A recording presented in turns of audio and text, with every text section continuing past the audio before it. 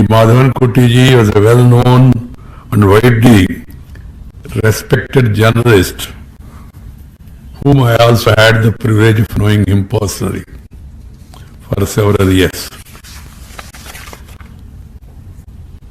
As editor of Mathrubhumi Malayalam Diary, and was one of the founders of the first Malayalam language private television news channel, Asianet in Kerala. The legend in his lifetime, I call him as a legend. Sri Madhavan Kuti won several awards as a journalist and as a literary figure of eminence. He was conferred the Kerala Sahitya Academy Award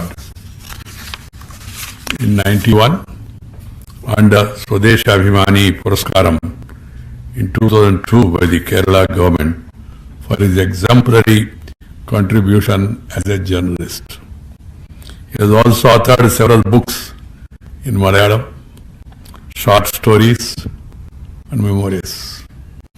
I would like to congratulate Global Kerala Initiative, Keraliyam, a philanthropic organization devoted to the rehabilitation of AIDS-affected and destitute children, for instituting the Media Award in the name of its founder, President Sri V.K. Madhavan Kuti. As we are all aware,